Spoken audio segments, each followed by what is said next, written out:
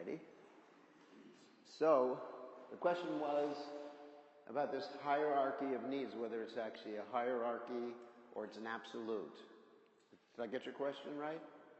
Not whether it's absolute, but I don't see it as a not a hierarchy. You know, at different times, different needs are important. Yes. At all times, I need my physical needs met. Yes. So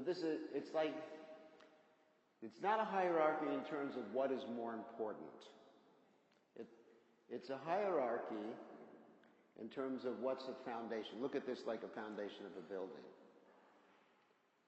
And the order in which they're in may not be the same order for you. It depends on a lot of different things.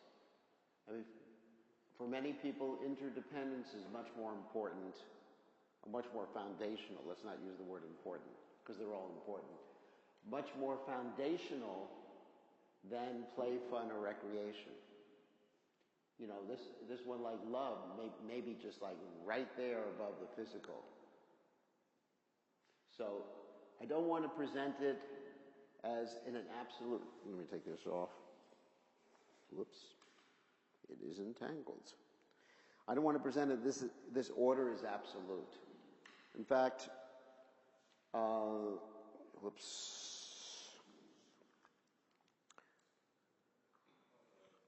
Wires do have a tendency to get tangled, especially when I put them on the wrong way. Yeah, thank you. All right. Hey, look, it made a knot. This rascal wire. It's a demon wire. I know. It's actually, I'm demonstrating the different D's sometimes.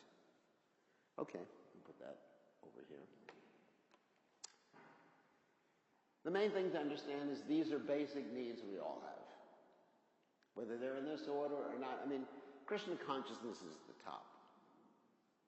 And for a pure devotee, when Krishna consciousness is satisfied, you know, they can transcend the bodily needs. But this is, I'd say this particular order fits me. I'm being honest about it. For me, as you can see, by the way, I give the seminar that play, fun, recreation, humor are probably more important than everything else.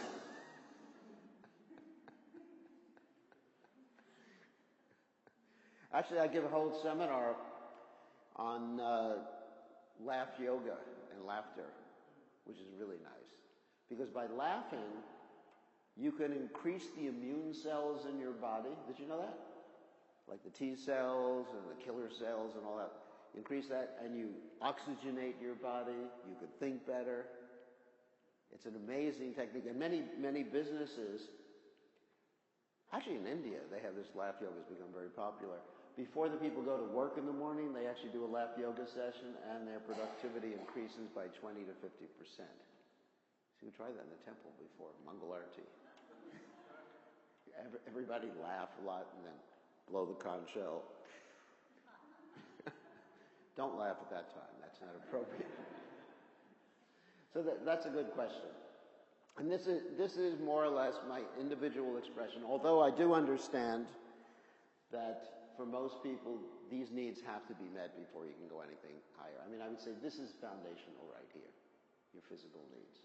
Air, food, water, touch, rest, shelter, protection, and movement. It's okay? Any other questions or? Questions? I have another one. Okay. Orange, yesterday you said empathic communication is a sadhana. So I really have a desire, because I feel this can really help me in my mission conversations. I have a desire that this is not just another seminar, right? There was hundreds of seminars I attended and business as usual. I would really like to imbibe this. Would you please help me with that? If there's different strategies, you can form a NVC or an EC group where you practice these things, because it does take practice. You can practice them yourself as a sadhana when dealing with people, because in this world, we are dealing with people, generally, yourself and myself, we're dealing with people all day long, interacting. So we can be a little introspective. But it's always better, not always better, but generally better to have other people you can practice with and discuss it with. And maybe there's an NVC group here within Chicago. I'm sure there's NVC groups in Chicago. Even if they're not devotees, you won't become contaminated, don't worry. Even if they're not devotees, you can bring them to Krishna consciousness. I mean, in my NVC training, I was the only, I don't want to call myself a devotee because that's wrong. Prabhupada said the devotee should not call himself a devotee. Did you know that? One time a devotee wrote a Prabhupada a letter and said, called himself a devotee and said, Prabhupada said, devotee never calls himself a devotee. I mean, obviously, in ordinary conversation, if someone says, are you a devotee? You say, no. It doesn't make sense. But as far as self-identification, I'm aspiring to serve a servant of a servant of a servant of the Lord.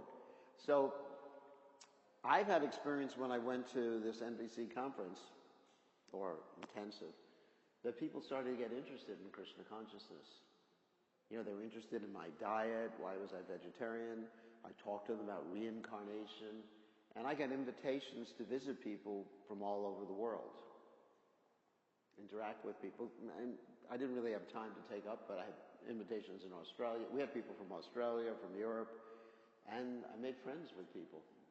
And when a Vaishnava makes friends, or a person aspiring to be a Vaishnava makes friends, without, revealing your mind in confidence to someone who's not Krishna conscious, then the person naturally takes prasadam, he comes to Krishna consciousness, so you may want to investigate. I'm sure that there are NVC groups here in Chicago. It's a major city.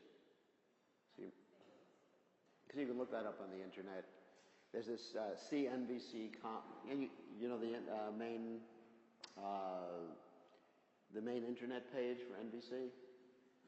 Well, you can Google it, but it's cnvc.org or com.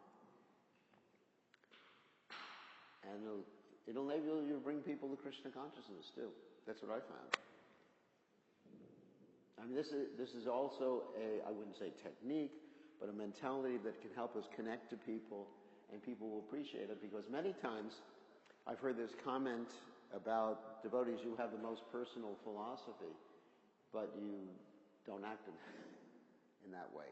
You're very judgmental. So this actually brings our philosophy down to earth, or within our own actions. It's a practical way. And Prabhupada was very concerned on all levels, and compassionate on all levels with people. Sometimes devotees say, if we see people hungry, that's their karma. You've heard that expression before. But Prabhupada, when he saw people, or saw children fighting with the dogs for food, and they were fighting with the dogs over these plates, the leaf plates the devotees were throwing away in Sridham Mayapur, Prabhupada started crying. And Prabhupada said no one should go hungry within something like 10 miles or something like that of 3 miles? Yeah, whatever it is. I mean, the point is, no one should go hungry. Because Prabhupada also stated sometimes that no one can take up Krishna consciousness if they're hungry. So we should be concerned on all levels. And we see in India and other places, many of the churches and other organizations, they made members by showing compassion to others. One of the reasons there's so many Christians in India, not a lot, but there's so many Christians in India because the Christians said that we'll accept you no matter what your caste is. You have the Brahmins, the ritualistic Brahmanas, very much caste conscious. And because they were caste conscious, they excluded a large segment of the population. The outcasts, scheduled castes, whatever you may call. But they excluded a large percentage of the population. And then you had this other group come in, the Christians or Muslims or whatever. Of course, the Muslims did a lot of things by force, too. That's another issue. But the Muslims also, they included they were more inclusive. And they established schools. I'm not saying, the schools train people up in other things, too. But they established schools, they gave medical help. The Christians established many schools. And that brought people into Christianity. Because the majority of people in this world are not philosophical. I mean, it's really hard to find a philosophical person in this world. Most people are functioning on the basis, of feelings. And you see that in the political situation in America. If people were philosophical, we'd have a different government. People who are intelligent. What can I say? Kalo Shudra Sambhava. Just about everybody in Kali Yuga is Shudra. What Shudra means, basically Prabhupada defined Shudra as a person who laments. Shochati, Konchati, lamenting and hankering. So if we address people's basic needs when approaching people, like if we go to the hospitals, like every other religious group does, and counsel people, then we'll keep our people and we'll make many more devotees. We should be known as the most compassionate, loving organization. I mean, that should be one of our mottos, isn't it? Compassionate, loving, not telling people they're not the body because they're in pain. So it's important, even strategically, it's important to carry out Lord Chaitanya's mission. And what did Lord Chaitanya do? He embraced the leper, Vasudeva. He embraced the leper and cured the leprosy. It's not that he said, hey, that's your karma. I mean, sometimes in order to teach a lesson, there's this Gopal Chapala. You know the story? Gopal Chapala had offended Srivas Thakur by putting the ingredients of Durga worship right outside his door. And so as a result, Gopal Chapala got leprosy. And then he approached Lord Chaitanya and said, please, you're the most munificent Supreme Personality of Godhead, please forgive me. And what did Lord Chaitanya say? Does anyone know? What? No, but there's more he said than that. Did he say go to hell or something? More than that. You have to take birth as like a... No. He said, I curse you to be bitten by those same worms for many lifetimes. That's when the Chaitanya, you remember the story now? I curse you to be bitten by that. So, where's the compassion? But Lord Chaitanya was compassionate because sometimes tough love is compassionate. Because if you placate people, if he had cured the leprosy, he wouldn't have taught a lesson to this guy. And he did cure the leprosy when this person took shelter of Srivas Thakur and begged for forgiveness. So sometimes something seems to be not compassionate, but Lord Chaitanya always had someone's best interest in heart. Even though it was heavy.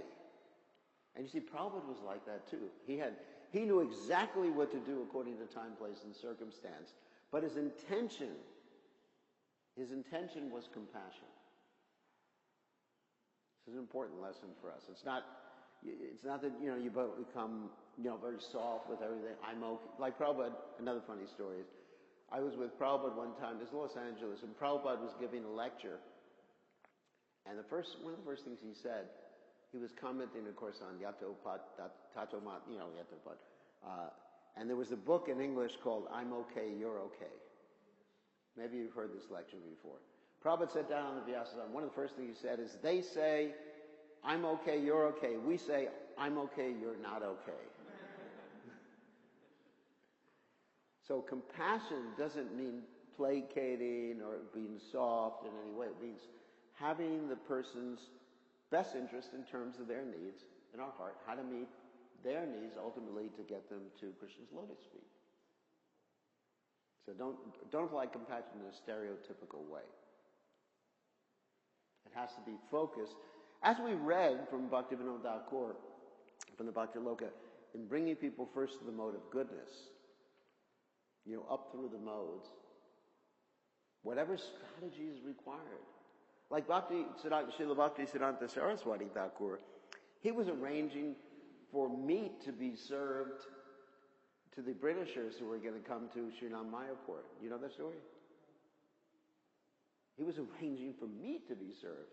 Prabhupada, in his Bombay temple in Juhu, he wanted to have a smoking room. I mean, probably none of you are aware of that, but I was there, I know. Prabhupada said, let's have a smoking room so people will feel comfortable coming to the temple. Not that they smoke in the temple room, but, there's a separate room for smoking. And so you find that compassion requires a lot of strategy. But the intention is the important thing.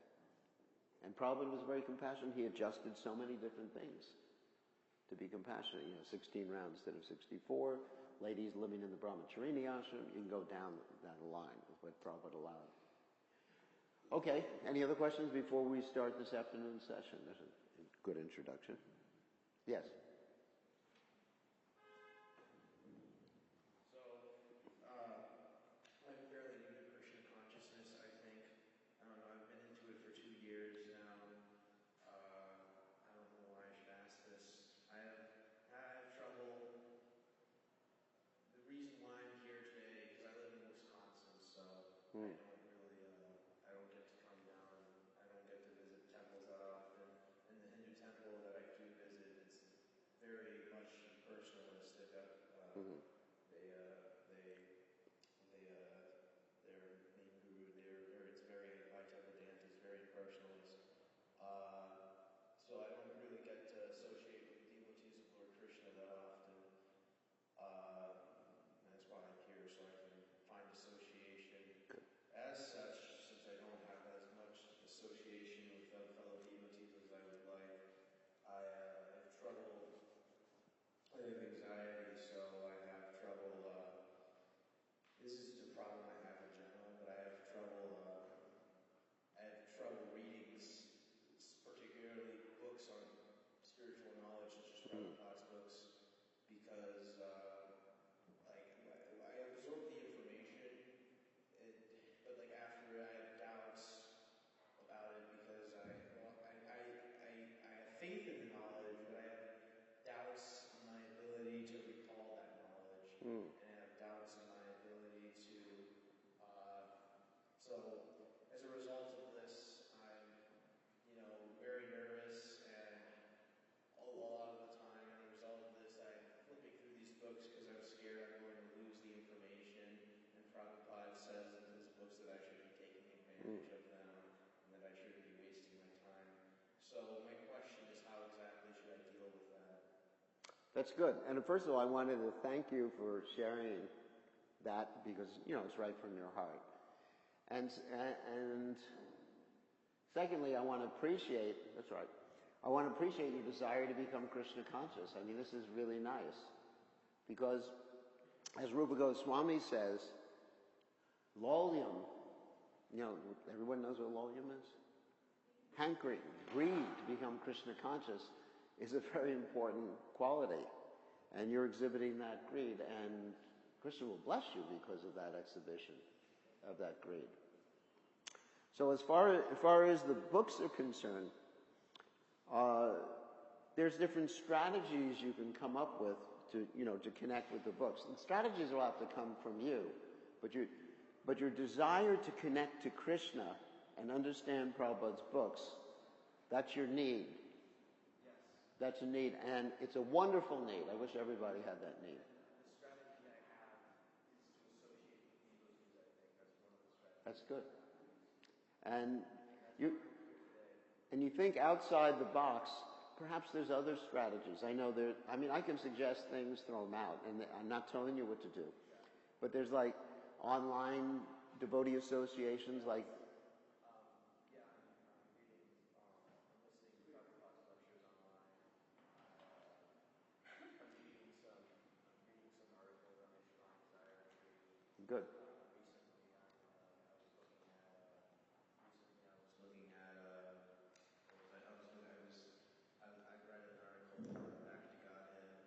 on Back to Godhead's website a couple days ago. So that's another thing. That's another strategy I think I can utilize. And there's also online devotee communities where they read together every morning. And, you can phone in or go on the computer. So these are different alternatives. Thank you. I'm sure because of your desire, which is really nice. So I'm doing appreciation. I'm demonstrating nonviolent communication right now. Your desire, this is really important because he has a wonderful desire. And because of that desire, Krishna will give you full intelligence how to fulfill your needs. That's exactly what I wanted to hear. Because of my desire, Krishna and God will give me full intelligence and full knowledge of the Vedic literature. That's one of the things that's one of the bits of knowledge having trouble remembering, trying to be confident in, trying to produce faith or shraddha and having help with the I think associating with the devotees will help. I think practicing the Yuga Dharma, chanting the holy names of the Lord will help. I think doing all of that will help. So Great. Thank you. Thank you for sharing. This is, let's do some appreciation. Okay, to reveal your mind like that is brave. So I appreciate that. So anyone have any questions before we go on to the main topic of this final session? Yeah. You mentioned about compassion, and the definition of it is to understand the best interest of the other person. That's according to But to be interested in the best interest of yourself. Compassion begins at home. yes. Yeah, there's internal empathy, there's external empathy, and yourself and others, and connect with that. My question is, sometimes, as you shared, compassion need not necessarily mean being soft, but it can also maybe come in sometimes in a hard way as well. Seemingly, Yeah. So, when it is coming in the hard way,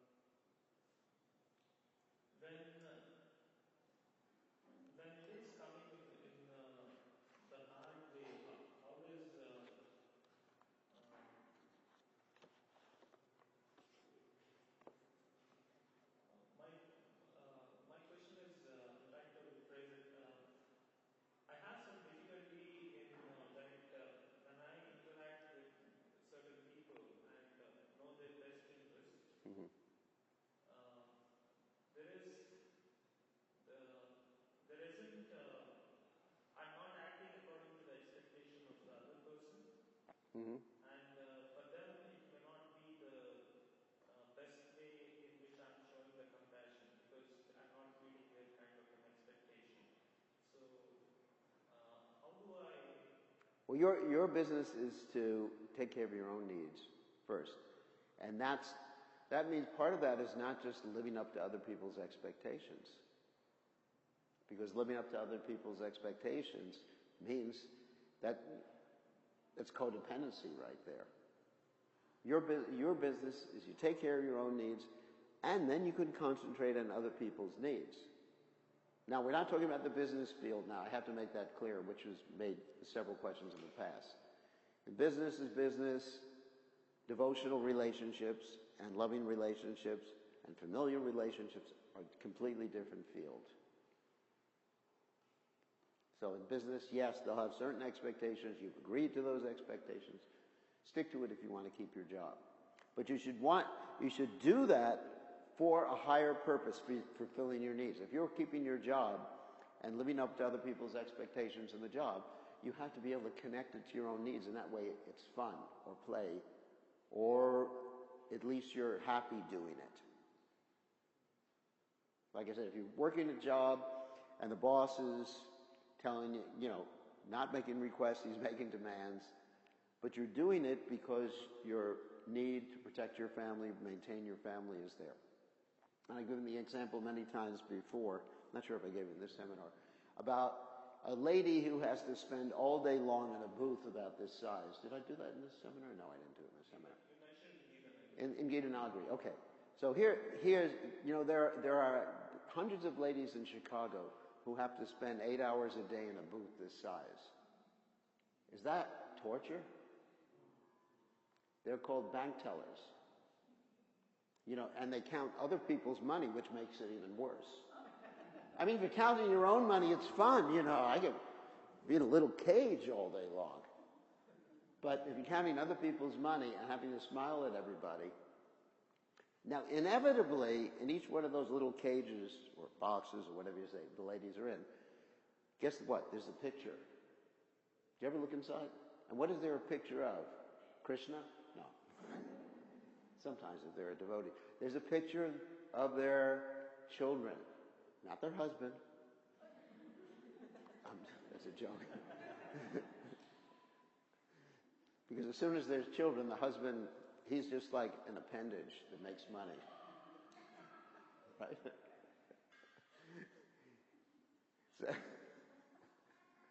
So anyway, and they're happy in there.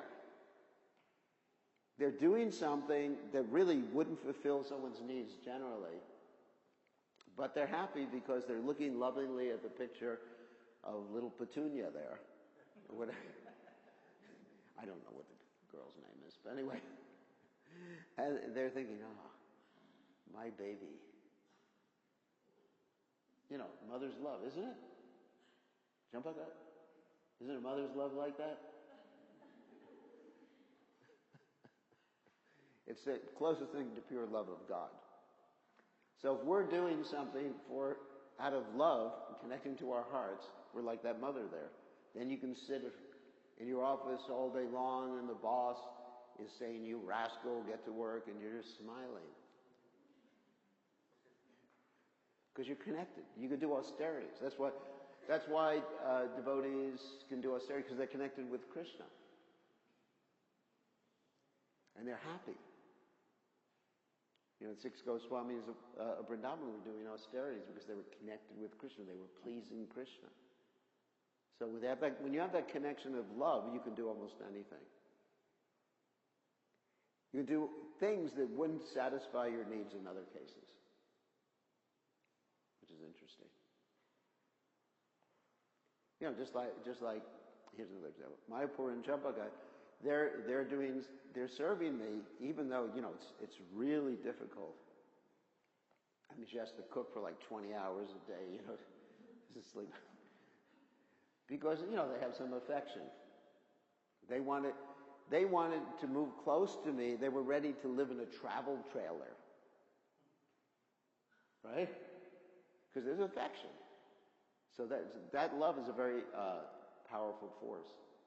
And sometimes that can actually be more foundational. That's good, to answer your question. More foundational than even air, food, water, light, those other touch, you know, anything. So it's interesting talking about needs.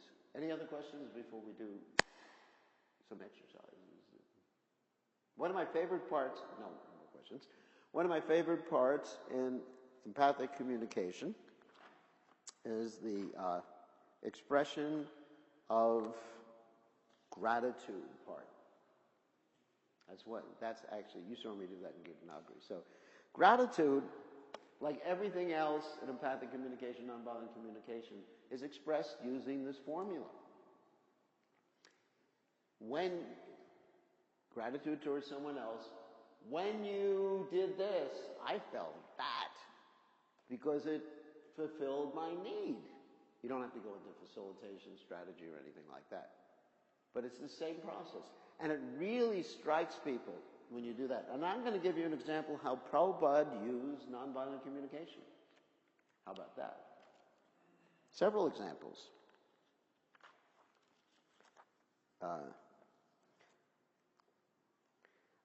Okay, here's a letter to Bhaktidas from New Delhi. So I'm going to go over the different steps right here. I thank you very much for installing Radha Giridhari. So here's the observation, right?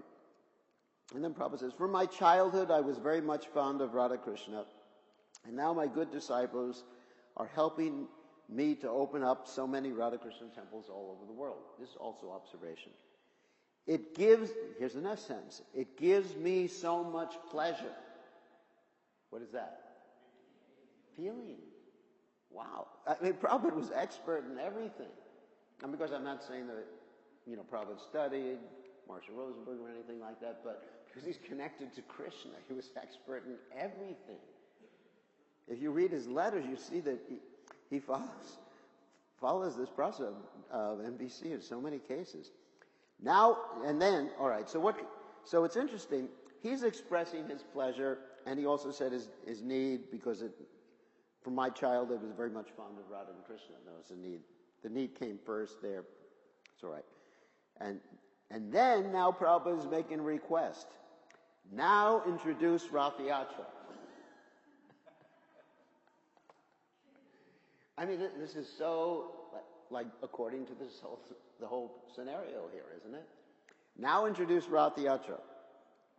And then more requests. He's an expert. I want to see my disciples all over the world introduce 2 items, opening Radha Krishna temples and Rath Yatra festivals. Please do everything cooperatively, for you will be very, here's another one. And then he connects with our needs. You will be very happy. And your countrymen will be happy. And all living entities will be happy. Wow. That's really powerful. I mean, Prabhupada's letters are just a study in expert psychology, spirituality, all levels Prabhupada is dealing with, and compassion towards others. Here's another one. I have studied your activities while in Honolulu. That's, of course, the observation I've studied. And it gives me great pleasure to find out, such a devotee qualified as you are in our society. So Prabhupada he's showing his need. His need to have qualified devotees serving his mission. Then he says, I wish you will execute responsibilities in the future in the matter of our society's multi-activities. So there's a request there, too. Interesting, isn't it? How Prabhupada goes through this whole system. Here's another one. This one's to Amarendra, who is running for office.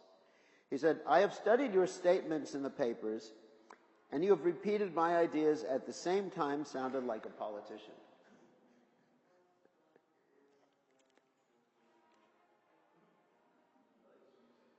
I have a need for music. And this combination is very effective.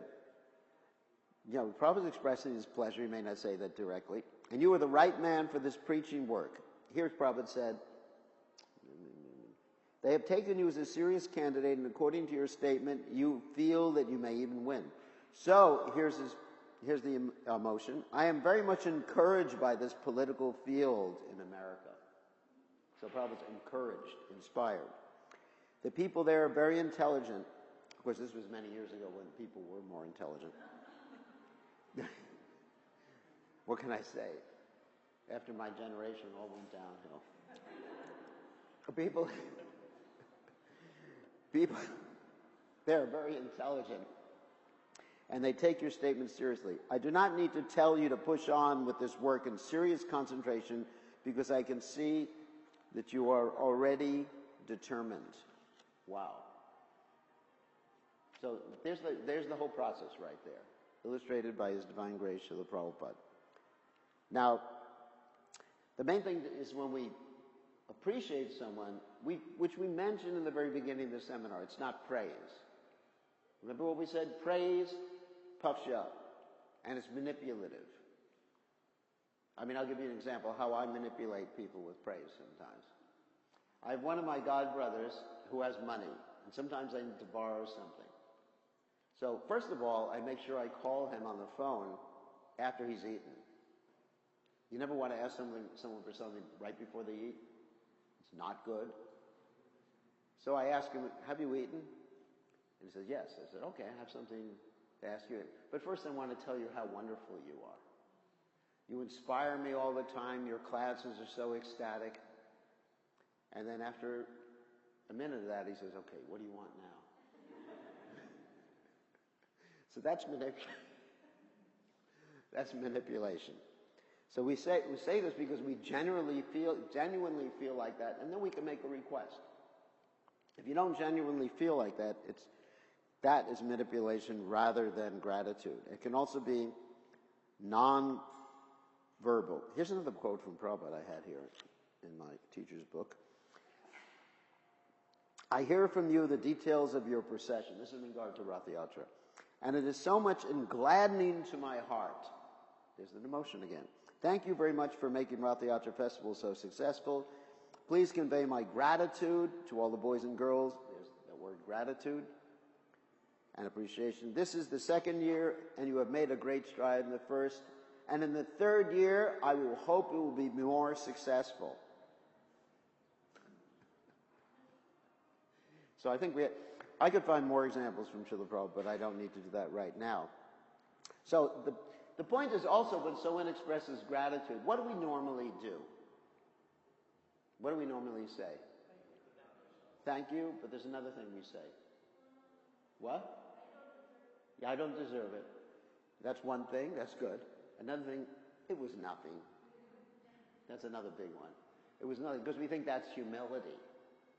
But also to receive gratitude, we should take it as they're encouraging us, they're meeting one of our needs. Our needs to be appreciated. It's right there. Acceptance, appreciation, closeness, community, all these, love, reassurance, respect, etc. And so, if someone voluntarily meets one of our needs, we're very much filled with gratitude. Wow, thank you. I feel really good that you did it. So, what I want to do is do an exercise. Okay. Here, this is a really heart-wrenching exercise, if some of you can get into it, at my request. Think of a person you wanted to express gratitude to, but you no longer can do it because they're not on the planet anymore.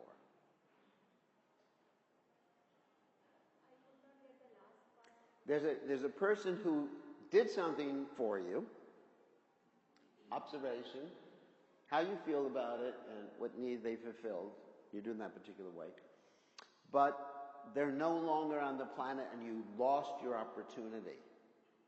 You know, for many people that means father, mother passed away, or some teacher, or even a brother who happened to die before you or something like that. You know, people die in Kali Yuga at a young age. We've had a lot of very young people pass away. So, maybe I'll give you about 2 minutes to think about it, and then I'm going to ask them if someone's ready right now for someone. I can demonstrate it for you. And usually we do this in the temple room, there's a picture. But usually I do this with Prabhupada. Because I know that I didn't get adequate opportunity to express my gratitude to Prabhupada while he was on the planet. So, the way I would approach this would be, Srila Prabhupada, let me sit down for this one. All right, Srila Prabhupada, you came to the Western world, had 2 heart attacks on the way over. You struggled in New York, had things stolen from you, had to deal with so many devotees or people that were really different than the culture that you were used to. You did this just for the purpose of bringing us to Krishna. I'm amazed. I'm overwhelmed. I'm wordless. You know, I can't say anything about it because it's just so amazing how you've actually done this. These are my emotions, of course. And it fulfilled my need for having a purpose in life. It fulfilled my need for realizing my original spiritual nature as being blissful, part and parcel of Krishna. Thank you very much for doing this. So that would be, I mean, usually when I do it's more emotional, but I'm trying to exhibit the whole process.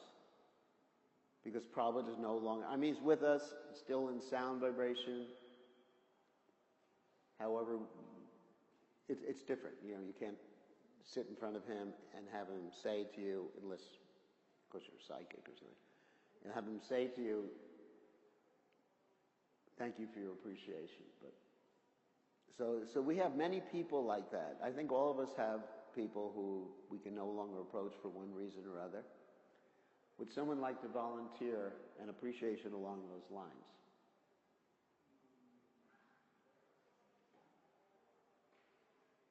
Yes. Well, all right. Microphone. Okay. Someone who passed away, my grandmother, not my grandmother, my grandfather, he passed away, who passed away like last year.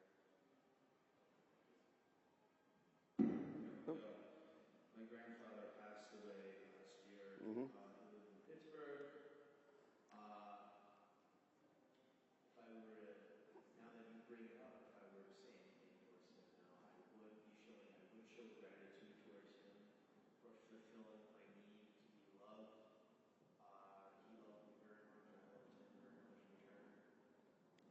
That's if I had the opportunity. Now that I think about it, if I had the opportunity, I would show him my gratitude. Good. Yes. Very nice. I would tell him, thank you so much for loving me. Thank you so much for taking me out on bike rides. That's good. Specific. Thank you so much for taking me to the bicycle museum that they have in Pittsburgh. Mm. Thank you so much for just being there with me in general. Good. Thank you. That's very nice. So it really connects you. I mean, when we do this exercise, even if the other person is not there, it connects us with them. You know, so when I did it with Prabhupada, of course I was doing it to exhibit the process to you, I just felt more dedicated to Prabhupada. And of course gratitude was there, but I just felt like, you know, wow, now I really have to dedicate my life, do something for Prabhupada. All these thoughts were coming into my mind as I was expressing the gratitude. Yeah. Oh, I thought you had something. Anyone else? Yes. Champaka.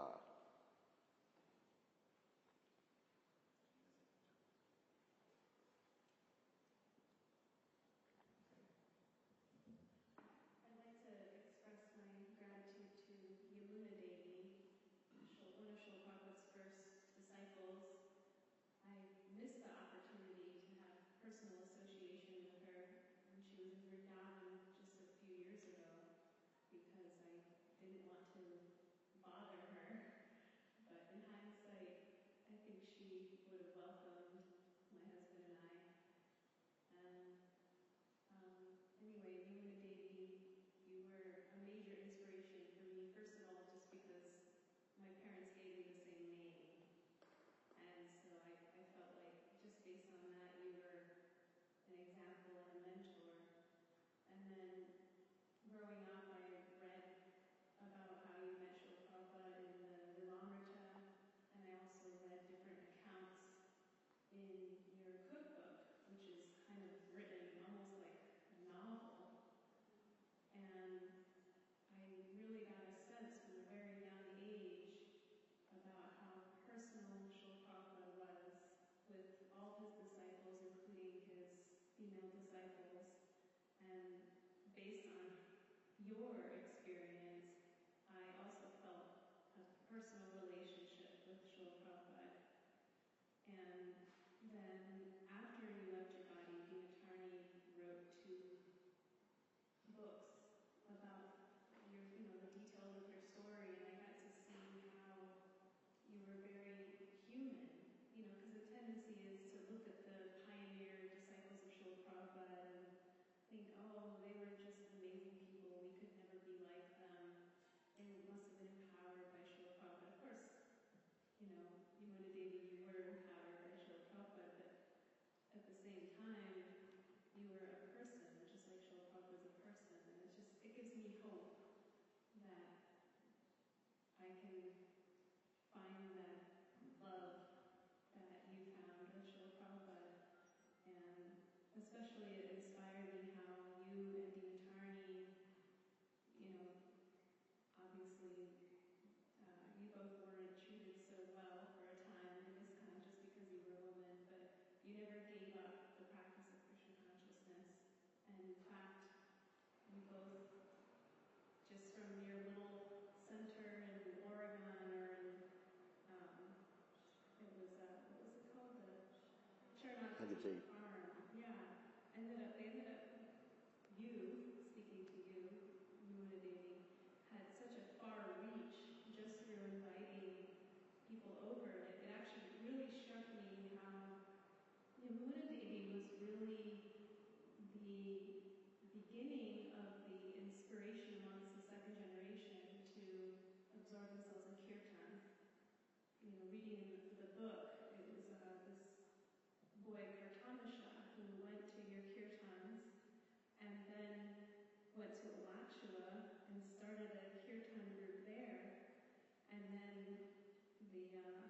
young men particularly ended up going to Vrindavan and joining Ayendra Prabhu's crew, but that started with you, Yamuna Devi. So thank you so much for setting that example and being an inspiration. Wow. It was wonderful. So what needs did everybody hear there? I'll start out. Inspiration, hope,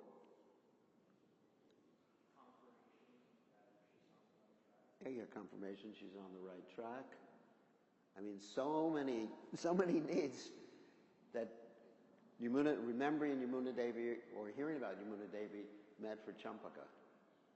And so that's very powerful. And how do you feel now that you've expressed that gratitude and appreciation? I feel like I kind of made up for the fact that I missed the opportunity to speak to her directly. But emotions, what sort of emotions do you have? Oh, grateful, satisfied. Some sadness too, or that you didn't get a chance to? No, I think I already went through that. Okay. Happy. This is an opportunity for me to feel happy again. Okay. See how happy she is, sharing the gratitude? Wouldn't we all like to smile like that? That's good. So someone else want to share some gratitude? It's very powerful. Nobody else. Oh, yes, gratitude. For someone you're not able to share with anymore. Hare Krishna Maharaj, I want to share my gratitude for Prabhupada. Having been in Krishna consciousness for 6 years, when I initially came to Krishna consciousness, I was thinking to myself, why is Prabhupada considered as a godly figure? But over all these years, I really understood why Prabhupada is considered the godly figure, and personally experienced that connection and also reciprocation from Prabhupada as well. I've been listening to Prabhupada's Memories series video on YouTube, and I want to express my gratitude to Prabhupada for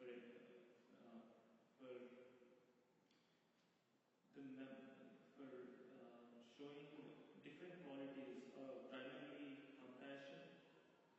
There is this account of a disciple in Indrajanya Maharaj relates this particular incident of a devotee whom they nicknamed Pig Pen or something. Pig Pen. Pig Pen. Pig Pen, it's a famous story, yeah. And that account of listening to that particular incident of how Prabhupada showed mercy on this particular person and how transformed he was within a very short period of time really touched my heart. And also Prabhupada exhibiting the quality of compassion, not only as you shared, it need not be in the soft manner, but also in the hard manner as well. So I feel really thankful for Prabhupada for giving this wonderful gift of Krishna consciousness to all of us. I really, at least to some extent, I've understood what direction I need to go in my life with, and there is a sense of happiness that I've experienced after coming to Krishna consciousness, which I've never experienced in my life before. And a wonderful set of people that I've met in my life who are really supporting me in Krishna consciousness. And also Prabhupada has given this complete package of ABC association, books, chanting and diet. It's a complete package. So I really want to thank Prabhupada for sacrificing a lot for us. He, coming out of Vrindavan, coming to the West and giving this wonderful gift of Krishna consciousness. Thank you very much. That's wonderful. Haribol. So, before we have other people this is going to be spontaneous. I hope Nityananda doesn't mind this.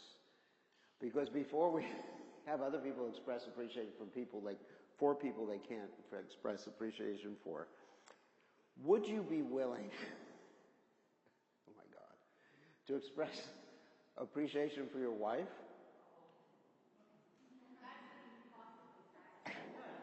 Could we do that?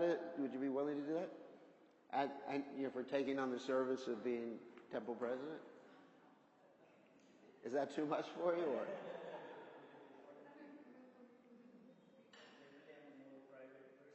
Oh, so if you don't want to do it, sorry.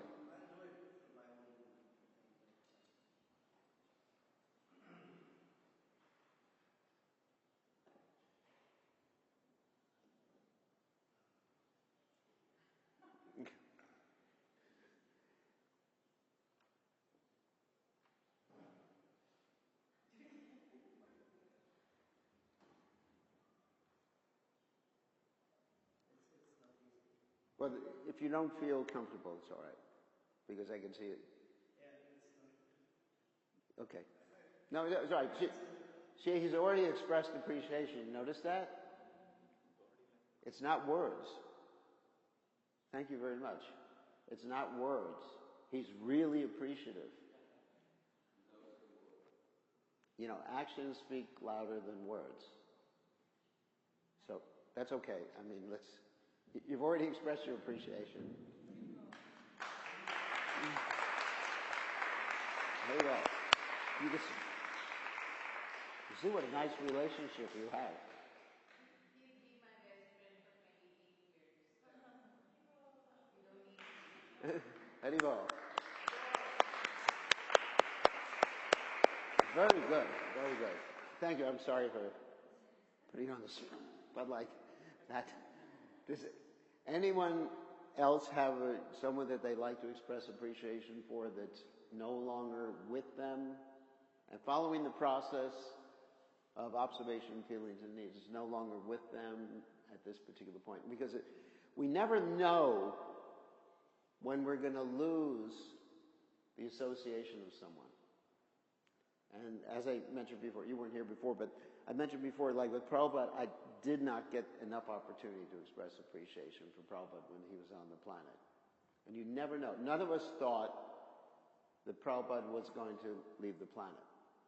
We just thought, this is Prabhupada's pastimes, he's getting sick, then he gets better, because we have to do these 24-hour kirtans, and that's Prabhupada's pastimes to draw our love towards him. But especially as 24-year-olds, we didn't consider that people pass away. That's one of the problems with being young. And so I lament every day I didn't get more opportunity to either associate with Prabhupada, more opportunity to appreciate Prabhupada, more opportunity to please Prabhupada when Prabhupada was present. So do we have anyone else who wants to share? Oh, you want to share? Great. Yeah, I'd like to express my gratitude to His Holiness Sridhar Maharaj, the jolliest one. In New York City during a very difficult time, because it was just after the collapse of the whole Sonaracharya. Some of us, like a little group of us who were in Brooklyn Temple, started to do experiment Harinam just in the subway. One day we decided, okay, we're going to 42nd Street subway and do kirtan there. And it was very nice. During that time, we really didn't know much the significance. Sridhar Maharaj, along with another group of sannyasis, but especially Sridhar Maharaj was for us extremely inspirational because of his way of embracing those activities of spreading Krishna consciousness.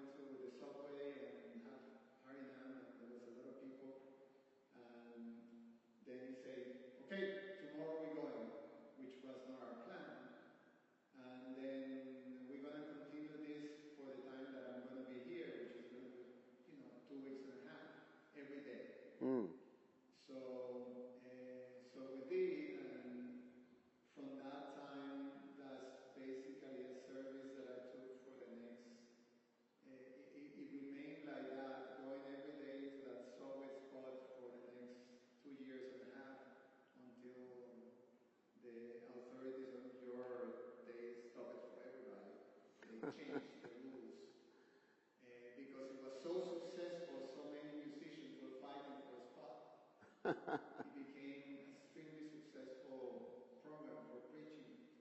And it was all due to Maharaj. He was always home when he come to New York to encourage us and participate and continue doing that through his time in New York. The last time I was able to have a contact with Maharaj was very fun because I recently got married, and then when I got married I was sent to New Jersey to help the temple there with my wife.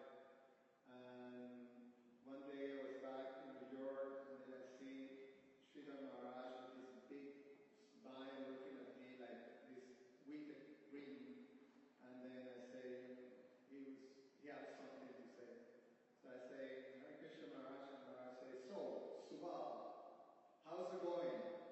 And I say, oh Maharaj, I'm missing the Harinam. And then he just started to laugh wildly, and then he say, no one asked you to get married. For you, no more Hari Hari Bol. So anyway, I was with Maharaj, and he gave us an example to us how Krishna consciousness is an adventure and it's fun. And I'm very grateful for that, because that basically marked my whole life in Krishna consciousness. Wow, that's powerful. Thank you very much. Wow. Okay. Thank you for asking us to do this exercise, though I just came in. Pretty much, like, I've expressed my gratitude to all the people in my life who have contributed. But when you asked me that question, I said, it seems like I don't have anybody specific that I haven't. And then it reminded me of someone that actually I feel was the impetus to bring me to spirituality. And that was my best friend. I was in 5th grade when I lost her. She passed away. And she had come to America for her open heart surgery because she had a hole. And she passed away. She never came back. So when she passed away, I remember very well, like our teachers, we were like remembering her in the class. And she was also my family friend. We would go on vacations together. So I missed her a lot. And that's when the first time I asked what happens after death. Because I was curious to know where she's gone. And I think that's what brought me here today. So, but I've never really paused and expressed my gratitude to her, because her death gave me, in one sense, a life of meaning. Because it started to search. So I'm really grateful. Wow. Thank you very much. That's powerful. That's powerful. So, any other gratitude? Yes.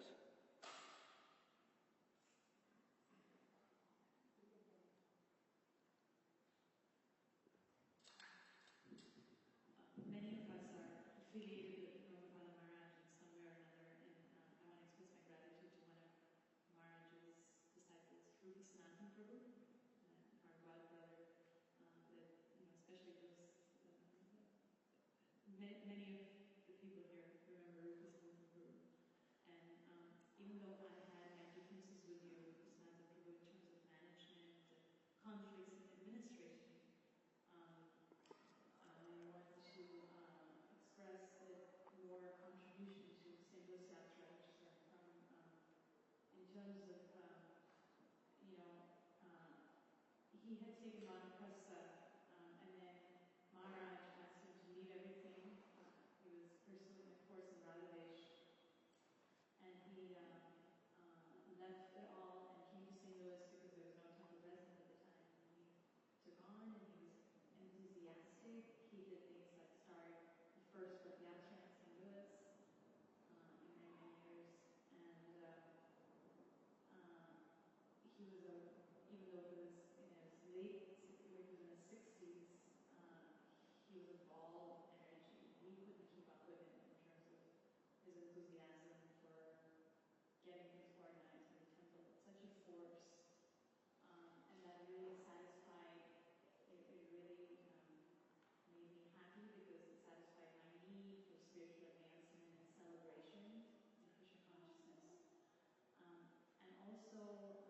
he died of cancer, and when he was terminally ill, he stayed with us in our home because the temple was not a place where his needs could be satisfied.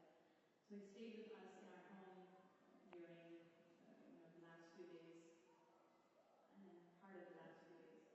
And at that time, our older son was maybe a year and a half, and it really satisfied his interactions with my child. Really satisfied my need as a mother for my child to receive love and acceptance and community, and the feeling of family, because he was very, very affectionate, very real, very loving with children.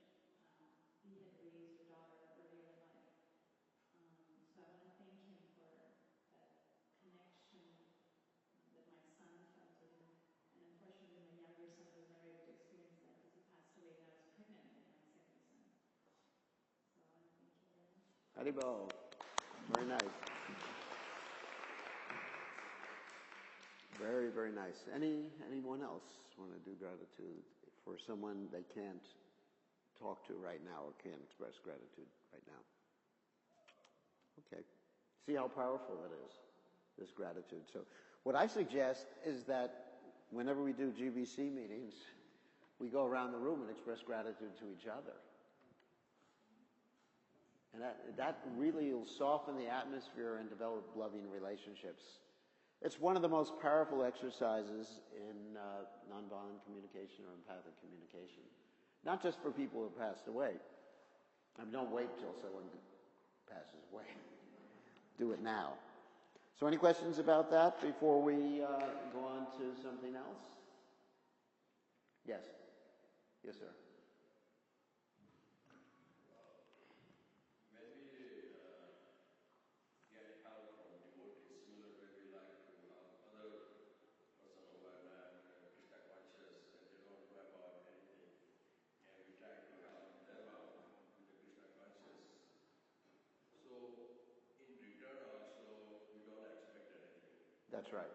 But their attitude towards us are different sometimes.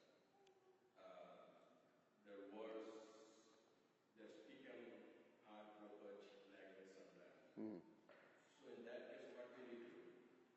If they don't express the gratitude, or If they don't express gratitude or they don't say me thank you or not even say nothing about it, that you have done such a good thing for me. then you give. I expect that, but like they don't say the way in terms of gratitude.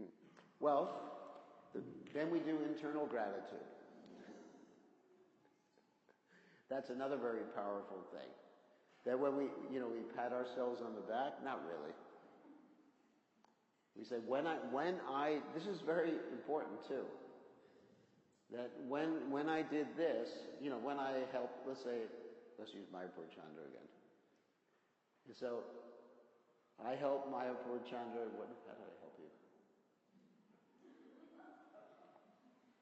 We have one funny thing, sometimes he offers obeisances and I jump on his back. But anyway, we have a very unusual relationship, as you see.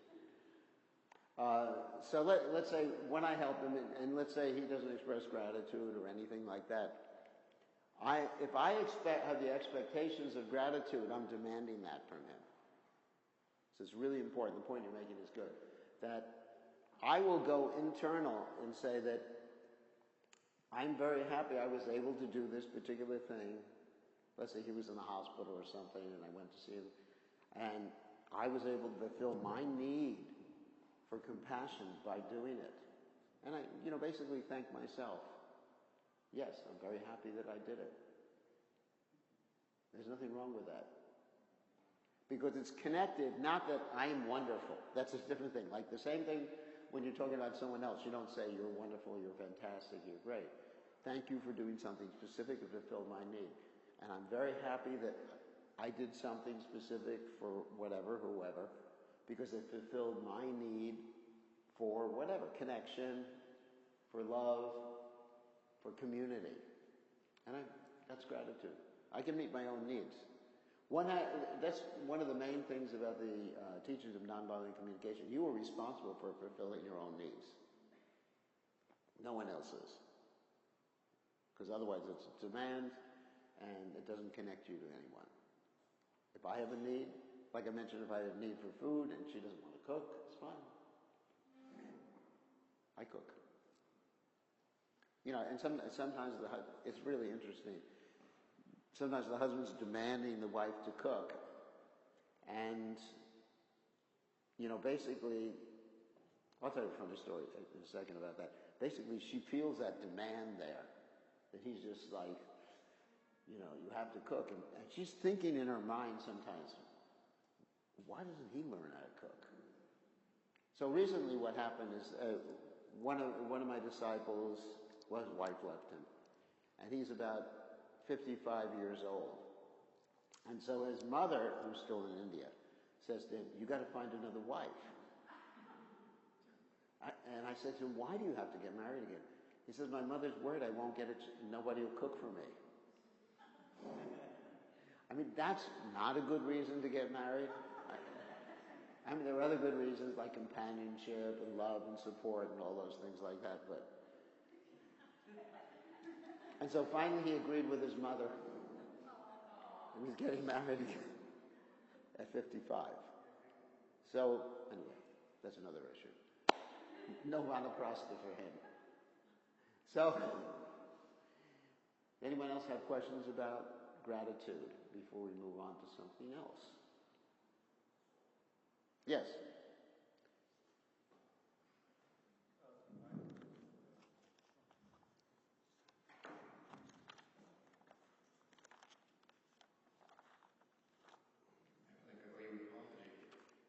What's that? You asked me to show gratitude or something, and I didn't say anything, so I'm really sorry. And this is what I do. I can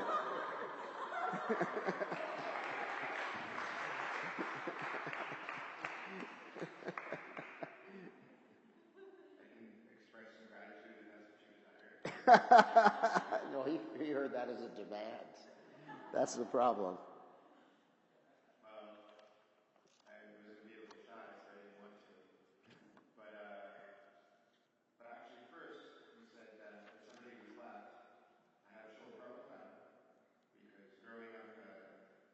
Growing up in this time means, especially if you don't have a family, of course my father is famous, but I didn't have my father. And so Srila Prabhupada was my father growing up. It was internal, and I was always very grateful that I could feel him taking care of me. And then he gave me you. Thank you very much, Srila Prabhupada. How'd it go?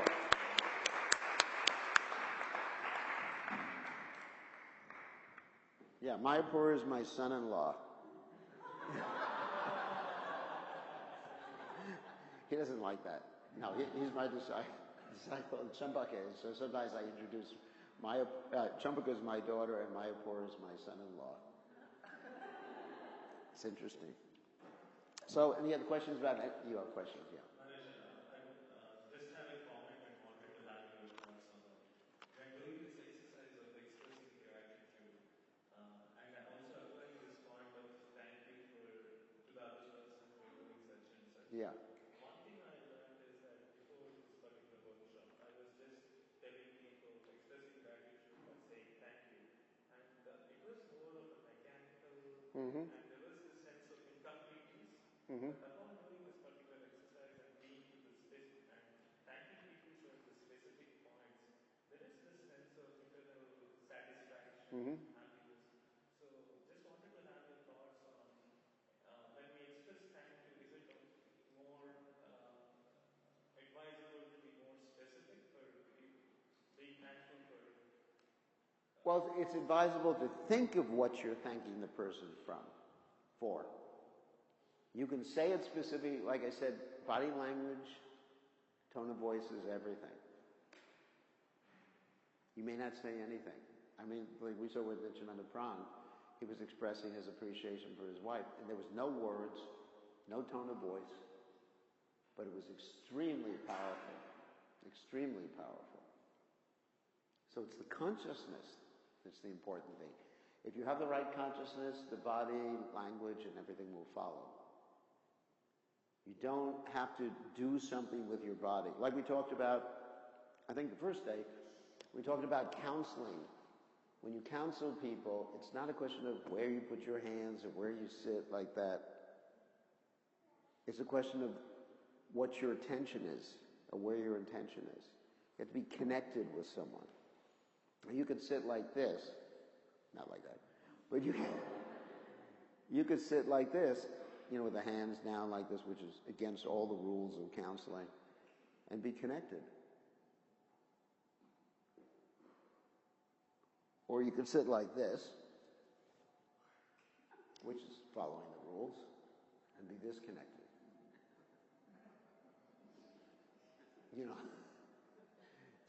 Everything's a matter of consciousness.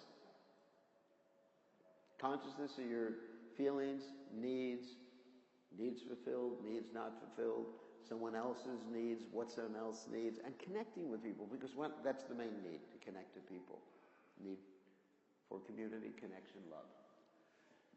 All right, any other questions?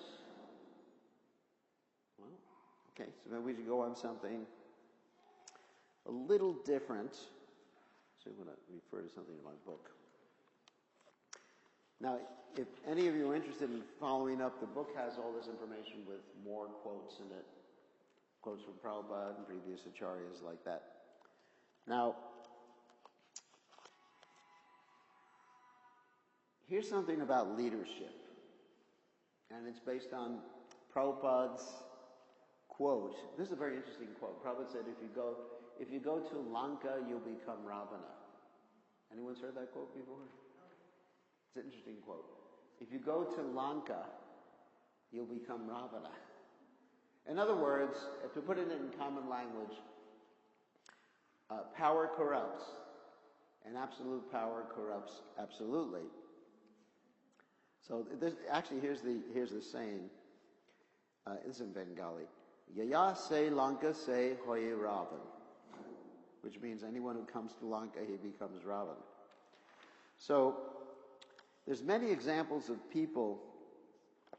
This is an example of basically the designation and being attached to your designation, or the judgment. Remember, we're talking about judgments, or right up there in the middle. So we put designations or labels on ourselves and begin to identify with those particular labels. So here's some studies. There was once upon a time, there was a famous Stanford prison experiment done by someone named Zimbardo. Anyone's heard of that experiment before? You heard about it. So in this experiment, he wanted to see why in jails the prisoners are tortured by the jailers. So he took students, two groups of students, and he assigned them labels, designations. He said, one group, you're jailers. In other words, you're in charge of the jail. And the other group, you're prisoners.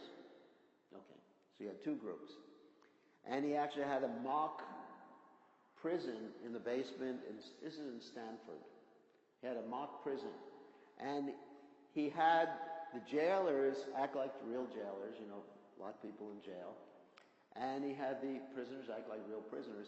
But what happened after some time was that the jailers started to beat the prisoners. He didn't tell them to do that. He didn't tell them to do that. But because they identified with their particular designation, they acted in a certain way. Important. This is a very important point, because when one gets a position, studies show, I'm reading from the book, that when one gets power, one begins to see people as, this doesn't happen all the time, sees people as objects for fulfilling one's strategies rather than as persons. This is the danger of having a position, whether in a spiritual organization or not. And you see this with all sorts of abuse scenarios that occur. whether in the political field, you know, right now, so many things are coming out. There's this, what is it called, the Me Too movement. Anyone's heard about that before? Hashtag Me Too. And generally it's people with power who can look at others and think that they can get away with anything due to their particular position.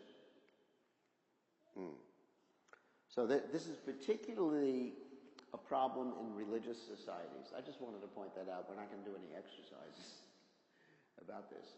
So one has to be careful when they have responsibility in a Krishna conscious movement over others.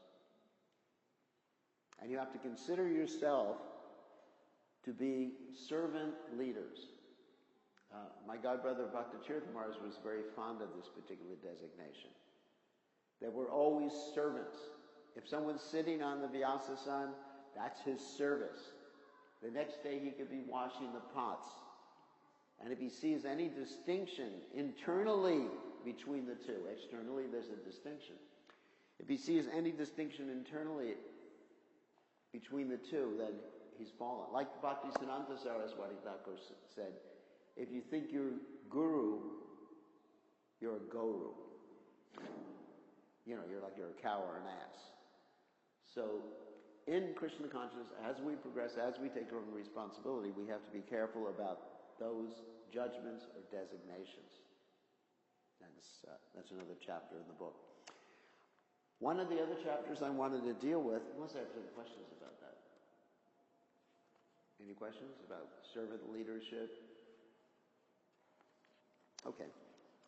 Another part of the book, main part of the book, deals with, and we can use my teacher's book for this, deals with how to raise children in an empathic way. Is anyone interested in that? Brahmacharis? Okay. Let me go over this. This is following the same particular dynamic we're talking about. Now, the first thing we have to do, or we don't have to, when we're thinking about raising children, is we think about the long-term goals. What do we want children to become or be when they get older? Not in terms so much about their occupation. So there's different ways that we can guide, I'm not using the word control, but guide children in their spiritual lives and also in their material lives. And some of them are empathic and some of them are not. So the main way that people utilize to discipline, control, guide children is the control issue, the control way of threats. We talked about this before. Threats and rewards. Now that's the same way that animal trainers use to train animals. Like, if you go to any of these seaquariums or where they have these dolphins that jump up in the air, anyone's been there? What do they do when the dolphin does his thing? They give him a little fish. So if you train children in that way, then we mentioned previously about B.F. Skinner. B.F. Skinner is a behavioral psychologist. And his idea was that it doesn't matter what consciousness people have or whether they're conscious at all. You train them up with rewards. And so he did that with his daughter. He trained his daughter in a very mechanistic way with rewards, and she became a behavioral psychologist too. That was his whole idea. So, in EC, we train or guide people using empathy. And that takes more time. Other methods of discipline, such as threats, rewards, are very easy to do. So what does that mean by taking more time with the children when you're raising children? It means sitting down with them, explaining, going through, let's say, their needs, and explaining to them how certain strategies will be useful in fulfilling their needs, even with little children. This is actually very important because the statistics show that the more controlled, authoritarian ways that parents deal with children, the more disruptive behaviors they will have later on in life. The more they exert control by aggression or punishment. And so the studies show there'll be more anger, revenge. It reinforces the whole concept of the power is what is important in this world. So the children should be dealt with working with rather than working or punishing or controlling mechanisms. So anyway, that's the main thing. I have a whole seminar on that. I just wanted to touch upon it for a few seconds. Anyone have any questions about that? Questions about raising children? Yeah, you have a question. Using this whole process of MVC. I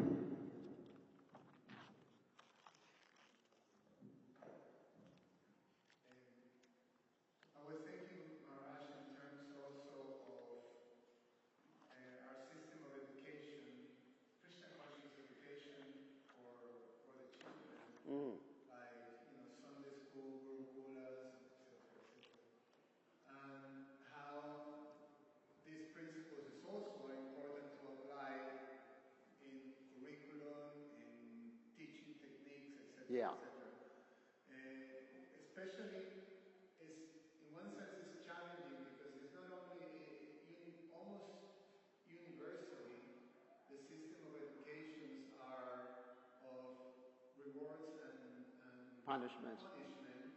and also of almost imposing an expectation to the children that they have to comply to a particular thing. So in our situation, sometimes we see that success in our education or training to the children is how many mantras they can chant by memory, or how much they can stand and do certain things, or sing, or put tilak, or all this stuff that they do as a matter of obedience, but not necessarily is helping them to have their own experience, and it comes from them. So it's quite a challenge to transform that whole system that is already ingrained to come with something more empathic, and yeah, like that empathic type of education approach to the children. What would you say about that to help, or the process of transforming our system of education for the children? Well, I think first of all we have to transform ourselves in learning how to be more empathic with each other, and then to utilize the same mentality, the same process for dealing with the children. In other words, find out what their basic needs are. And of course, if you can explain to them how certain strategies, with them you may have to be more, let's say, suggestive of strategies. Explain how certain strategies will not work to fulfill their needs and certain strategies will work to fulfill their needs.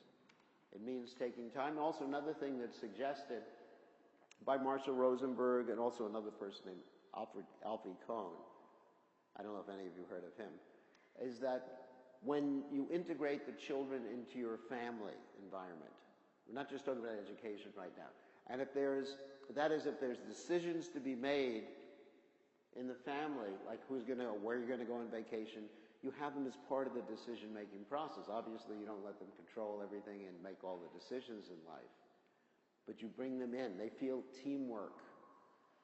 And then, because of that, they'll actually naturally cooperate more. And there has to be, in other words, don't disconnect, as we talked about yesterday. Don't disconnect the activity there shouldn't be extrinsic rewards for the activity. There should be intrinsic rewards for the activity. Explain that to the children. That studying is enjoyable. Why? To learn things. Not because you're getting money. Not because you're getting grades. Not because you're getting appreciation. But because the study in itself is valuable. And if everything's explained intrinsically how different activities to the children, they'll be more likely to be happy campers, so to speak, as they're doing their activities. Okay? In other words, behavior should be dealt with intrinsically rather than extrinsically. Yeah. I'm seeing in this situation myself more as a student or a child. Child is more like a disciple. Mm-hmm. And on one hand, as a disciple, like children also, they really want to please and they're very loyal, like, to their parents. And really, like I'm seeing, like I want to serve my spiritual master. That there is this intrinsic desire, which is very Krishna conscious. Mm-hmm. With that comes, like because of the nature of the service, there's also stress related because when you serve the spiritual master such close proximity, sometimes you have to push aside your needs because the service requires you to, demands or whatever. Circumstance demands, not that the spiritual master is demanding. Right. And sometimes a part of it, I'm going through this seminar, I'm thinking to myself, there are circumstances where I want to speak up and go in there to my spiritual master. I think I can't do this, though I want to.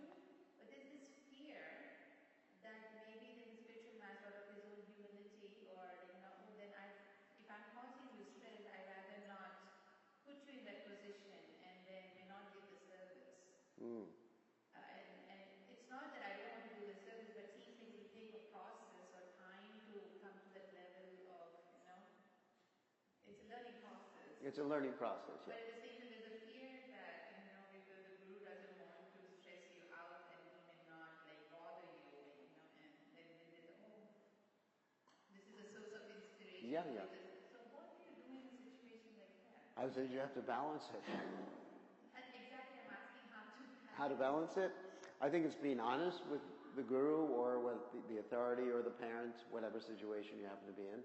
That, not that I can't do it, but explaining what needs you have. Like I really haven't slept last night for the last 5 nights I haven't taken any rest. But I'm willing to do this if you want. And let him decide. To say no, that empathically is very important. To learn how to say no empathically. How will that address the fear that the guru may change my service? And how do we address that? Oh, then you express that. I'm afraid that you may change my service. That's not really what I want. I think it's being open, honest, and vulnerable. If you express that fear, I really want to do this service. I'm really enthusiastic to do this service. However, this is happening too. These needs are important. I haven't fed my children in 5 days. Not really. That's being a little humorous. But I think just open, honest relationships. Our relationship with gurus, superiors, or superiors' relationship with people working on it should always be open and honest. We should be real people and not simply function according to our designations. For me, one of the greatest, let's say, praises or appreciations people can give is by saying, and people say that once in a while, they say, you're a real person. That sounds funny. But generally you look at people in terms of their position, but they're persons. Prabhupada was a real person. He had his needs, his likes, his dislikes. So, and it's interesting looking at Prabhupada that sometimes we take Prabhupada's likes or dislikes as absolute. Like Prabhupada, for example, he said, I'm just giving it, this is like hermeneutics, another subject matter. Prabhupada said, potatoes are the king of all vegetables. Now, if I don't feel like that, does that mean I'm Maya? I'm blaspheming my spiritual master? I don't like potatoes. So he's a person. He has personal likes. Like Krishna's a person. Krishna has personal likes. And of course, Krishna's personal likes are absolute. He plays the flute, why doesn't he play a guitar? I don't know. So, if he actually was up to the times, he would learn how to play guitar, keyboard, and everything like that. So, but we see Prabhupada as a person. Your guru is a person. And then when you interact with him as a person rather than in a position, I mean, obviously there's certain respect that's there. You don't say, hi Guru Maharaj. How you doing? High five. That reminds me, one time there was one of the spiritual masters was in America for the first time, and he was blessing his disciples. And he said, I bless you. And the disciple didn't understand blessing mudra, and he said, oh, high five, Guru Maharaj.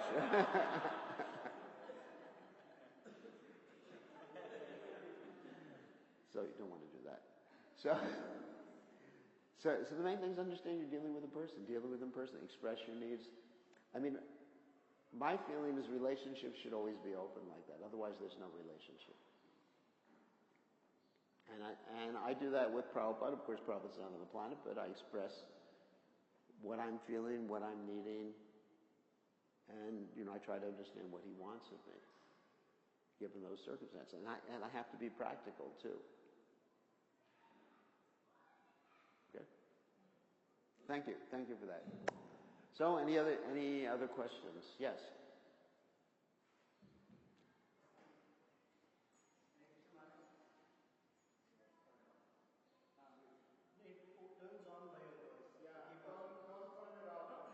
Just leave it on.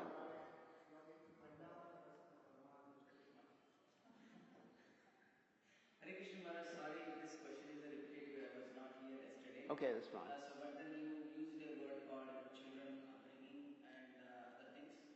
So sometimes I observe that the parents who are very advanced in devotional service, and sometimes the children don't even care about that. Okay, is it that a parent is missing something in need of the child, or child has got some allergy with that?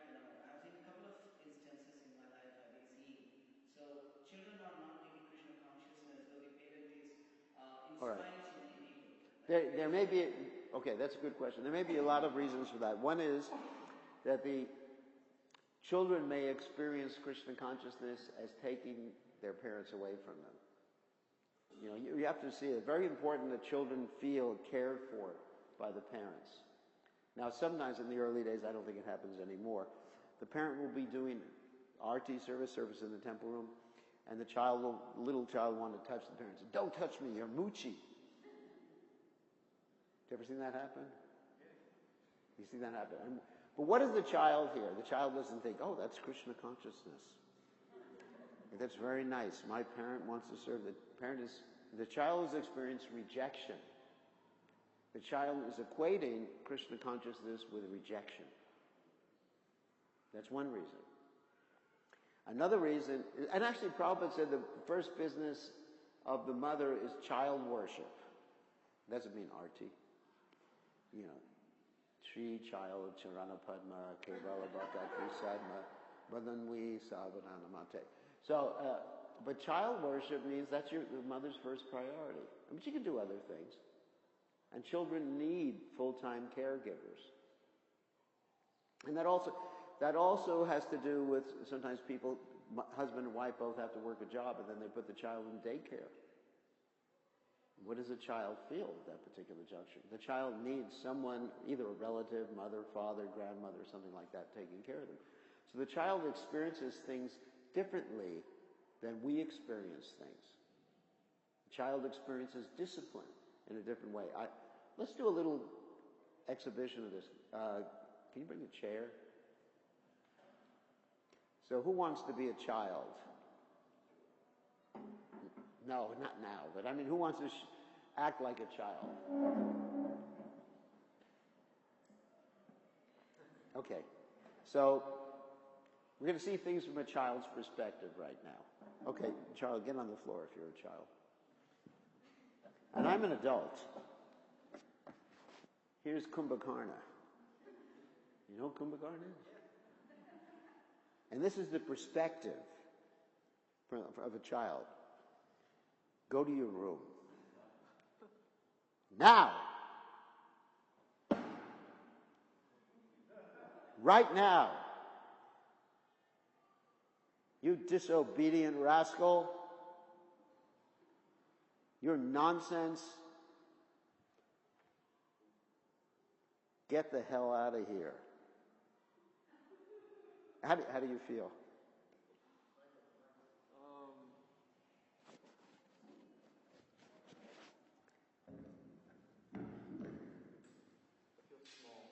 Feel small. You feel sad, happy.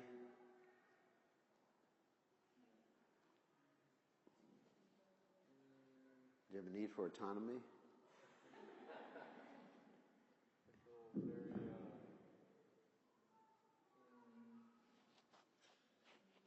is a judgment, I guess, subjective. Yeah, that's all right. You have a judgment now. Subjective, yeah, this is your judgment. You feel?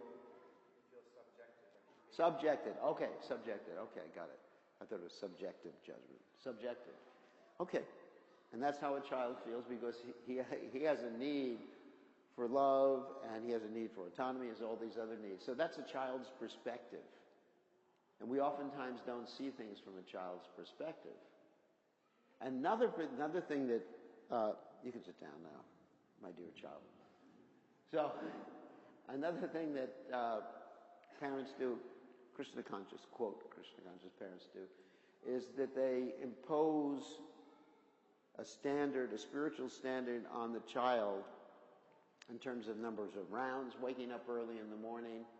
And because the child, we talked about this a little bit before, whatever we were forced to do when we were kids, we don't want to do when we get older. I had one disciple in Europe who was forced to get up at 3 o'clock every morning and take care of the deities when he was 5 years old. You know, poor kid was tired. And so right now, he can't get up earlier than 8 o'clock. If I ask him to get up earlier than 8 o'clock, it's just like traumatic, you know. It's super traumatic. So Krishna consciousness has to be shown to be or made to be fun for the children. And they have to do it voluntarily. Nothing should be imposed. You have to chant. I mean, I've seen parents do every year you grow up, you have to chant one more round. And what are they hearing? You have to do it. It's a demand. And every time you make a demand, naturally, two things will happen. One thing is that people go along with you, then they lose their sense of autonomy, their sense of individuality, or they rebel. When I was a child, I rebelled and joined the Hare Krishna movement. So if you don't want your children joining the Hare Krishna movement, be nice to them. No, if you do want your children to, I mean, I said that deliberately. If you do want your children to join the Hare Krishna movement, be nice to them. Whatever you... It should be fun and voluntary. And another thing about children, this is a very important point that I forgot to mention, is role models. Having people they look up to. Most of us, at least myself, I have my role model. Srila Prabhupada's my hero. He's my superhero. So what do I want to be when I grow up? Still haven't grown up. But anyway, what do I want to be is like Prabhupada. And you have your spiritual master, maybe your role model, Prabhupada. Other Vaishnavas may be your role models. It's fantastic. Your mother may be your role model. And that inspires the children. What did Prabhupada say? Example is better than precept. And that's a role model. So that's really how to inspire children. And it's still voluntary. It may not work. Children can still decide, I don't want to be in Krishna consciousness. But of the two things that determine whether a child will be Krishna conscious or not, there's two things, nature and nurture. Nature and nurture. Nature means what they're born with. Nurture means what happens afterwards, how they're nurtured, how they're brought up either in Krishna consciousness or in any other way. And nurture is more important than nature.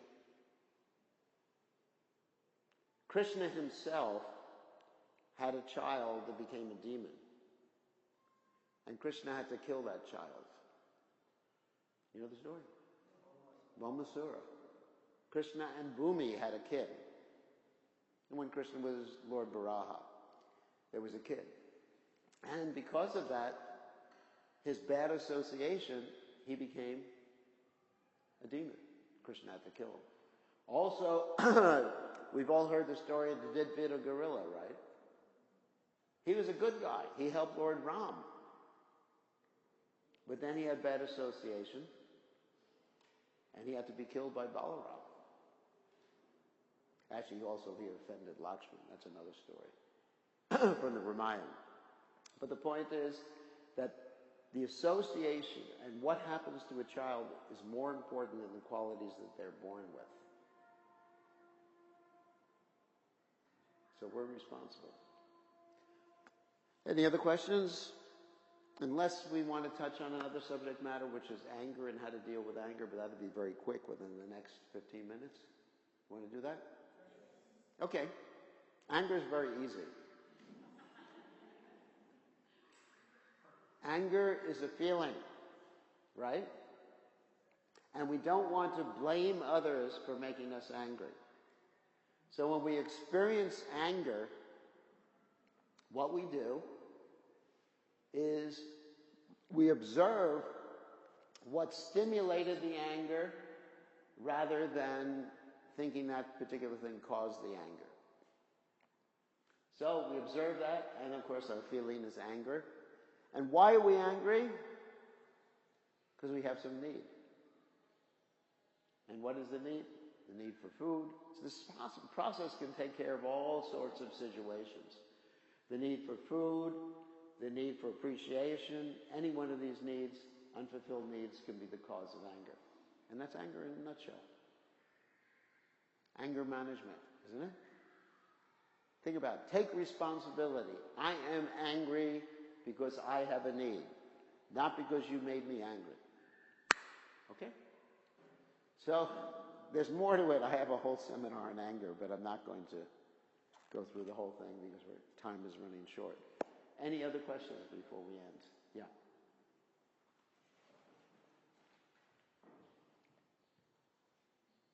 So when angry, instead of yelling and counteracting that anger, to contemplate, I am getting angry because I have a need. It requires coming to more goodness. Yes. And taking a pause. You take a pause, take a walk. I was going to ask for some tips because I've been trying to practice this, but it's been tough to have that moment of anger and get myself into this. Take a walk, take a breath, take yourself out of the situation, and then process it. And take responsibility. The main problem that's there with anger is we're blaming someone else for making us angry. But it's our own need that's causing the anger. There's a difference between the stimulus and the cause. If someone says something, like we did that experiment, or what we did yesterday with the 4 chairs, you remember that? The stimulus was Achananda Pranjit, I wouldn't say insulting, sane, certainly, let's be objective. He said, you're boring, or whatever. That was the stimulus. So instead of blaming him, I said, I'm responsible for my anger. So that's the whole point of denial responsibility we were talking about before, the blocks communication. So I'm responsible for my anger. Why am I responsible? Because there's a certain need that's not being met. But it takes time. You can't do it instantaneously. You just, what I would say in a normal situation, if he said what he said to me, can I come back in about 10 minutes and talk to you? And he would probably say, no, I want to talk now. Did you ever hear about that? That happens sometimes. Let's work it out now. And I said, unless you want to have fisticuffs, I think it's better I take a walk right now and process this. Or, I may say I have to go to the bathroom. I lock myself in the bathroom for about 10 minutes. But you need a breather. You need to process this. So when you're angry, you have to avoid spontaneous reaction. You have to what? Avoid spontaneous reaction. I would say that's a good idea. Because there's different stages. I took some professional courses in anger management. Not that I had a problem with it. But this is part of my research into all these different areas. And they talked about different stages in anger. It's like a curve, like a bell curve. Goes up, and when it gets beyond a certain point, it's uncontrollable. So you want to be able to take a break before it gets. And sometimes it does get uncontrollable. Boom, you explode. And then you have to learn how to apologize. You would say that, I'm sorry, I told you you were a rascal. This is objective. This is observation. I told you you were a rascal. And I'm feeling right now, because you go to the present feelings, I'm feeling really upset. You don't want to use the word guilty. You could use it, but it's generally that's a judgment. So I'm feeling really upset, and I have a need to be compassionate. I have a need to be tolerant. Would you excuse me for acting like that? So there's an NVC or an EC way of apologizing too. Yes, because sometimes the anger just takes hold of us. Especially when you're driving a car, someone cuts you off. I mean, what is the first thing you say? I can't say it. What? I can't say it. You always can't say it in public. He's honest. The first thing you say, that idiot, jackass, use some words you wouldn't use in the Hare Krishna temple. I mean, it happens. Certain times there's stimulus, because we have a need. But ultimately, you understand, I responded that way because I have a need for safety, and cooperation, whatever other need it is. But sometimes you do explode on the moment. Yeah. So I changed my attitude. So I changed my attitude from reaction to response. You take your time before you respond. Yeah, you take your time. The best thing is you try to catch it in the beginning, and you just take your time to understand why you are angry. I am angry, I am upset because I have this need for understanding. And this particular situation is not satisfying that particular need for understanding, so therefore I can communicate that with the other person, or I can communicate that with myself, and that takes care of the anger. The anger easily dissipates. You can catch it early. Yeah. So aren't we hear that anger is an enemy of the mind? It's one of the gates to hell. Yeah, less anger, greed. So, eventually we want to get rid of anger. At this point, we have these needs that are unmet, and therefore, we need to express them in appropriate ways, anger. So through this process of, being very true to our needs and honest, will we get to a stage of getting rid of anger? Well, I think No, there is actually productive anger. You'll be able to channel it and be productive. I mean, for example, I think in the Battle of Kurukshetra, Arjuna was angry in certain instances. I think Bhimsen was certainly angry in certain instances. So there's a productive use of anger. You channel it rather than let it be destructive. And then be able to use your intelligence, that's the mode of Buddhism, in order to channel it properly. Cultivate the mode of goodness. Is that all right? More questions. Okay. On this topic of anger. I was reading in your book, you were saying suppression or repression are both, Yeah, suppression or repression, yeah. Are not good strategies with anger. And you were mentioning how sometimes if we do that, then it shows up in like gritting one's teeth in sleep. Yeah. And I wanted to ask, I've seen my older son doing that in his sleep. Grinding teeth, yeah. And I was wondering if, you would help me with maybe I'm not sure that that's the reason he's grinding his teeth. I can't say that.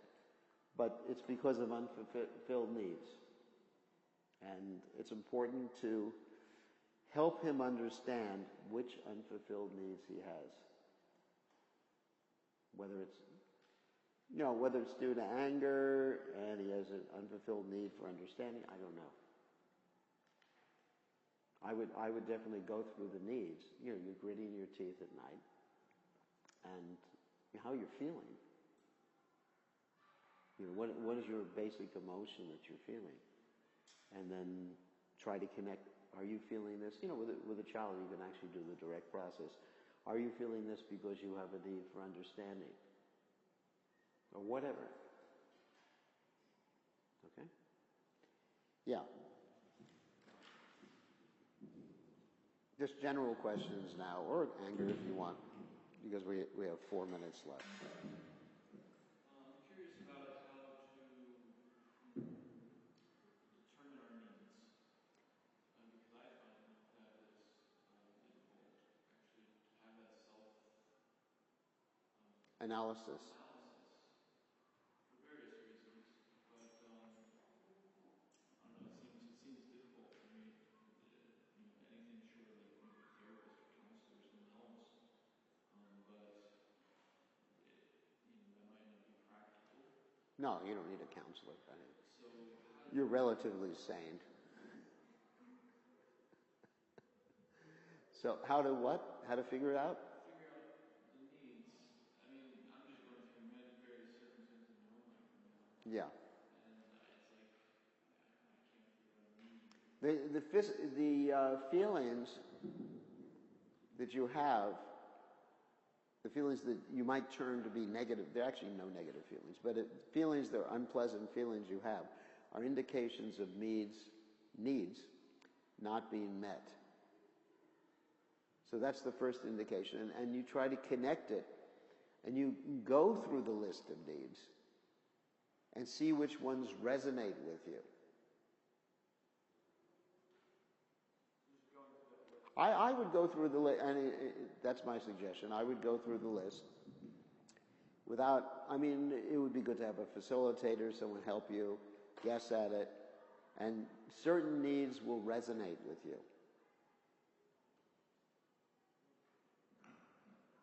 And then go for that. One other question. We have 2 more minutes.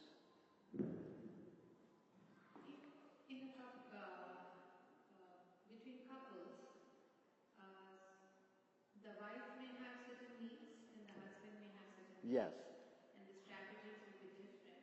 Yes. And they may not be complementing That's right. each other. So they don't have to fulfill each other's needs, all of each other's needs. Yes, but there's certain things, certain decisions that need to be made where they have to be on the same page. Because Yes. Simple things like which suburb to stay in or which city to live in, kind of stuff. So how do couples come up with a solution where both their needs are being met? Or That they may need a facilitation to a win. It's called a win-win. Yes. So in conflict, there's different ways to try to resolve it. One, of course, is I win, you lose. The other one is, I win, or compromise is another one. But we want to try to get to a win-win solution where both needs. In other words, you have to examine the needs. For example, you may say, I have a need to live in a warm climate.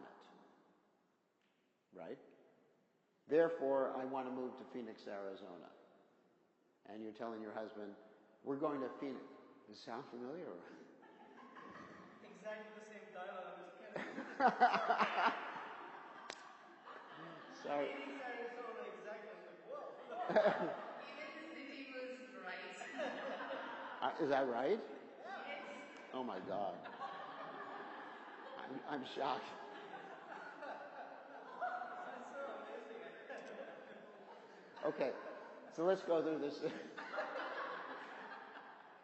That's quite funny. So let's go through the scenario.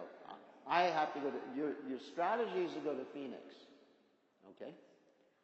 And your husband, he likes the cold here. What, do you like the cold? He wants to go to Phoenix. Oh, he wants to go to Phoenix. All right, he wants to go to Phoenix, and you like it. You don't mind it, but you feel dedicated to Chicago. Chicago. And so the reason... Okay, okay, so let's get to the need. He doesn't need to go to Phoenix. You have to ask him the question, why do you want to go to Phoenix? And he'll probably say... It's better than going to India. Yes. No, what need? We're trying to ask you why. Warm weather for my needs and warmer weather. So Okay. I can be more outdoors. So you can be outdoors more. And So, I want to go to India all right. because I miss my country.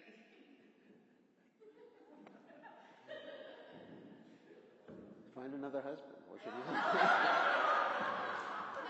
I chose to find another life. I'm just joking. You have to figure out the needs. Your strategy is talking about going to India or going to Phoenix like that. So you figure out the needs. He has a need for warm climate. He has a need for warmth. He has a need for health. Okay. And why do you want to go to India? I feel India as a country is far more warm, Oh, you like warmth too. like human warmth. Human. Not so much the climate. So here's a possible win-win. You get a new apartment, turn the heat up, get him a membership in the gym because he likes to exercise. That's his need. You're fulfilling his need. I'm not saying that particular strategy. I'm saying you got to think outside the box. And you like warm people, so invite some of your family members to come here to fulfill that particular need. There are other strategies. I'm just giving one example of a strategy that may fulfill both persons' needs.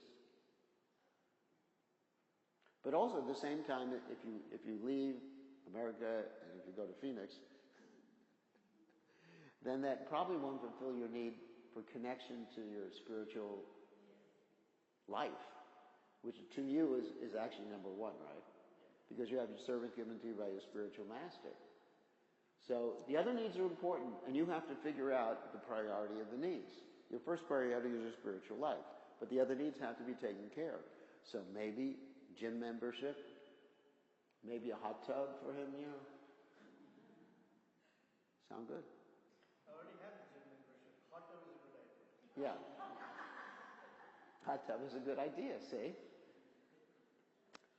And then as far as communicating with all the relatives in India you want to be with, get yourself a big screen TV, go on Skype or... Yeah. I mean, if it's just a little tiny on the phone, it's really not satisfying. But I've seen people talking on big TVs, big TVs with their family members. It's just like being there. Isn't it? So there's a strategy. I'm not saying it's going to work for you, but I just came up with an alternative strategy. If you think outside the box, you can come up with strategies in a married life where both persons' needs are met. Unless one person has to be a demon and they just want to eat meat everywhere in the house, that's a different thing. Then you may... Actually, sometimes some couples, they say, all right, here's the kitchen in the garage. You can cook your meat in the garage. So that may fulfill the needs. But there are ways, and we're over time. So thank you very much. I appreciate everybody hearing so nicely. All glories to Prabhupada. And if you're interested in any more information, you can communicate with me. Go on the internet, get a copy of my book, which I think a lot of people have already gotten. And I'm available by email. If anyone wants to communicate with me about NVC, empathic communication, or sometimes Krishna consciousness. I sometimes do that too. All right, all glories to Prabhupada.